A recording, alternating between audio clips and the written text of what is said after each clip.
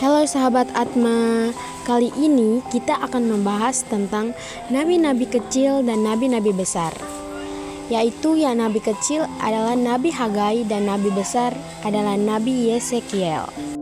Oke sahabat, sekarang kita akan membahas tentang nabi-nabi kecil. Nabi kecil yang akan dibahas yaitu Hagai. Nabi Hagai adalah salah satu dari 12 nabi kecil dalam Alkitab.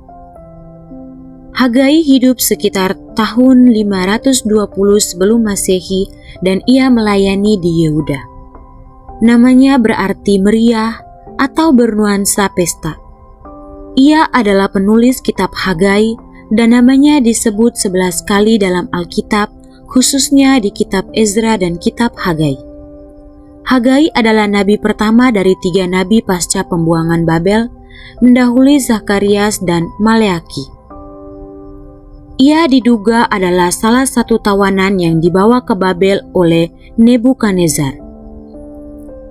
Hagai juga dikenal sebagai nabi yang memimpin umat Israel menyelesaikan pembangunan bait suci kedua setelah mereka kembali dari pembuangan. Ia sangat gigih menyuarakan agar orang-orang Yahudi membangun kembali bait suci yang terhenti pembangunannya selama 14 tahun karena patah semangat akibat provokasi dari orang Samaria dan bangsa tetangga. Ia mengobarkan kembali semangat bangsa Yahudi pada tahun 520 sebelum Masehi untuk melanjutkan pembangunan bait suci. Hagai mendorong Bupati Zerubabel dan Imam Besar Yosua untuk melanjutkan pembangunan rumah Allah. Hagai menubuatkan bahwa bait suci yang baru akan melebihi kemegahan bait suci sebelumnya. Ia menyampaikan bahwa jika bait suci tidak dibangun, akan ada kemiskinan, kelaparan, bahkan kekeringan. Hagai menyuarakan bahwa inilah saatnya untuk memulihkan kerajaan Daud dan agar bangsa Yahudi bisa mengurus diri sendiri tanpa campur tangan bangsa lain. Ia juga melihat ini sebagai momentum penting bagi Yehuda untuk mengakhiri penyembahan berhala. Bait suci kedua akhirnya selesai dibangun dan ditabiskan 4 tahun kemudian. Oke sahabat, selanjutnya kita akan membahas nabi-nabi besar, yaitu Nabi Yesekiel. Nabi Yesekiel adalah anak seorang imam dan telah dipersiapkan untuk menjadi imam sejak muda. Namun, Allah memiliki rencana yang lebih besar baginya, yaitu menjadi seorang nabi.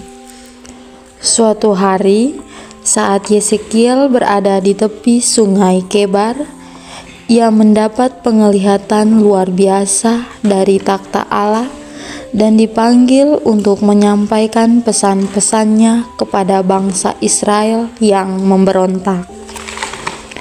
Salah satu penglihatan Yesekiel yang paling terkenal adalah tentang lembah penuh tulang-tulang kering. Dalam penglihatan ini, Allah bertanya, apakah tulang-tulang itu dapat hidup kembali?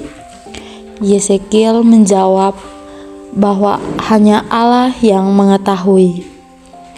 Kemudian Allah memerintahkan Yesekiel untuk bernubuat kepada tulang-tulang itu, dan terjadilah mujizat. Tulang-tulang itu bergerak, bersatu, dan akhirnya hidup kembali menjadi pasukan yang besar. Allah menjelaskan bahwa tulang-tulang itu melambangkan bangsa Israel yang hancur dalam pembuangan.